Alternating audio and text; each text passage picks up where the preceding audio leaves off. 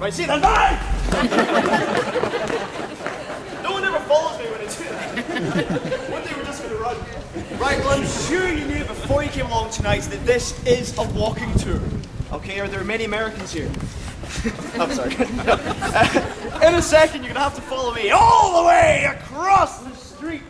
But as you can see, this is a very dangerous road that we are currently blocking. So for your safety, the Mad Monk is trained as our resident road and traffic safety ghost. So stop the traffic! Very good job. Right, the rest of you come this way.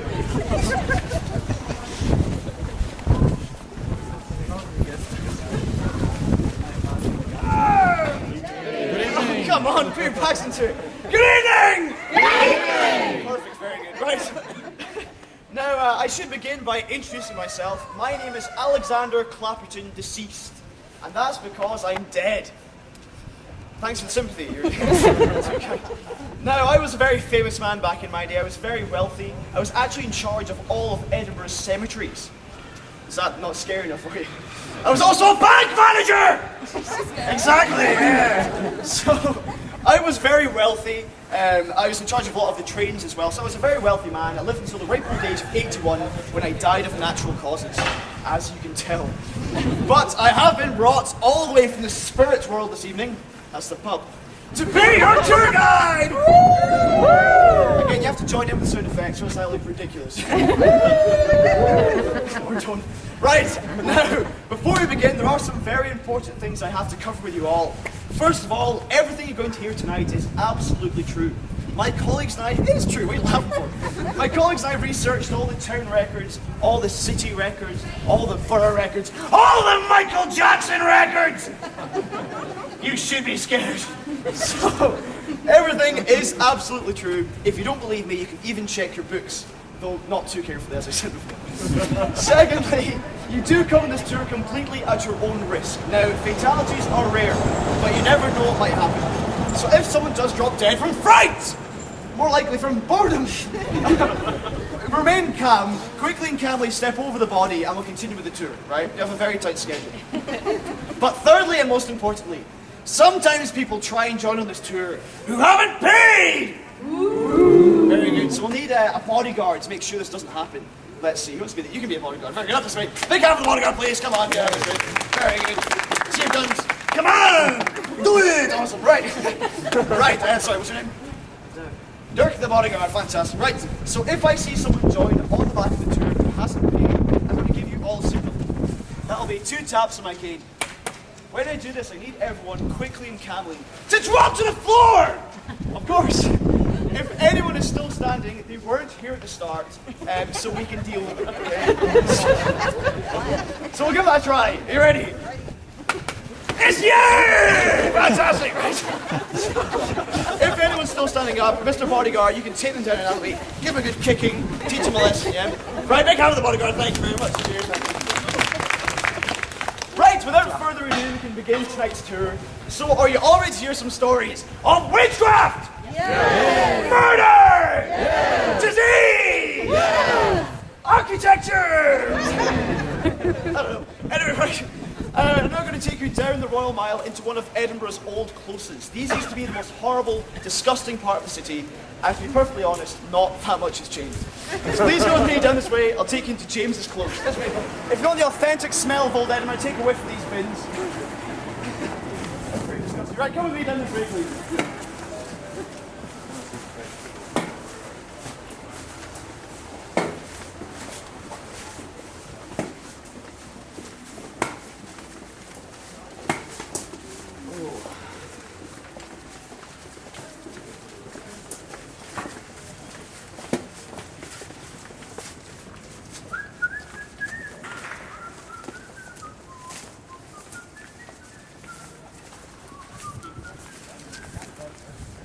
We able to use this spot here, is that alright?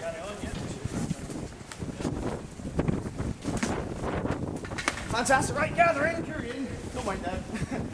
Forgot the costume. Gather in. Don't be afraid to get nice and close to these bins here. The authentic smell of old Edinburgh. Gather in. Again, you can get a bit closer if you want to, yeah? Yeah, cool. I don't bite, no way. Gather in. Did you all enjoy that dark, smelly alleyway? Dark, wasn't it? Yeah. Smelly, wasn't it? Yeah. Alleyway, wasn't it? Is that everyone? Very good, right, so we're now standing, actually yeah, don't be afraid to get close to the bins. I know you're thinking there's some guy in there going to jump out and scare you. I'm going to show you no one's going to jump out the bin. We used to have a guy that did this job, but we had to get rid of him because he was rubbish! Best joke of the tour, climaxed early. Anyway, right, so please take in your beautiful surroundings. We're now standing in a good example of one of Edinburgh's old courtyards. Now you see that close, that alleyway we just walked down. Does anyone actually want to guess why that might be called a close? No? Because the walls are close together. Yeah, we're not very good at naming things. Anyway, yeah, so it may not have looked like much today. Back in Old Town, back in the 1600s, these areas were very important because Edinburgh used to be very small. The whole city was essentially the Royal Mile, that one street there, which is a mile long, and about 300 of those alleyways stretching off either side down to the city limits. So the whole city was about a mile by a quarter mile in size, very small. Now nowadays in this area, about 7,000 people live. But back in the 1600s, more than 40,000 people were crammed in. Now clearly, there is not enough space for 40,000 people. These buildings are much too small. So to fit these people in, we built extra floors on top of these buildings. These buildings would be about 12 to 14 stories high, about twice the size they are today. Now the only problem was Scottish builders didn't really know how to build 12-story buildings. But they could build a really solid 4-story building. So we built 3 of these on top of each other in these courtyards. And Edinburgh is very windy. These buildings are made of wood, so they blow around in the wind. Sometimes they even lean against each other over the roofs of the closes and block out the sun. And of course, they didn't have electric lighting. You couldn't carry an open flame because these buildings are made of wood. So these closes were in a state of constant, perpetual darkness. So there was no sunshine. There was no moonlight. There were no good times. Not Michael Jackson fans, never mind, right? Anyway, so these closes were very dark, very unpleasant. They're also very, very narrow. See, to hold up these extra stories, we had big things of timber, lots of scaffolding, that kind of thing. So you had about a metre to squeeze through. It was very, very small, very cramped, very unpleasant. It was also very, very smelly. See, back in the old town, we didn't have flushing toilets or sewer system. Instead of this, inside your apartment, you would have a bucket. And in this bucket, you would do all of your daily business until when it was nice and full, you just toss it out the window, it would slosh down on the ground. Now, 40,000 people made quite a lot of human filth. So Edinburgh streets literally became lined with human filth. You know, we were in a state of filth only comparable to modern day Glasgow. Any Glaswegians here? I guess not, or else they'd be getting stabbed right now. Anyway, so Edinburgh was a breeding ground for disease. You know, people were very unpleasant, people were very unwell, so diseases spread very quickly. Now there's one disease that killed far more people than any other. Does anyone know what this disease was? No. The plague, very good, yes. Gold star for you. It was a plague, the Black Death.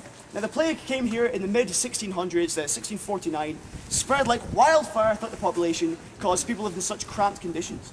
So people were dropping like flies. Half the population were killed by this disease. Dead bodies used to litter the streets. So Edinburgh was very unpleasant, very dangerous. So the town council had to make sure they were safe. So they packed up and moved down to England. And they were fine. But people here were still dying of the plague. We had to get rid of these bodies. So we hired a man who did this. This man was called Edinburgh's Foul Clanger. Now this man used to come through the streets in the evening. This foul clanger used to come through the streets in the afternoon, providing he didn't miss his cue for the foul clanger to appear in the streets. Steve!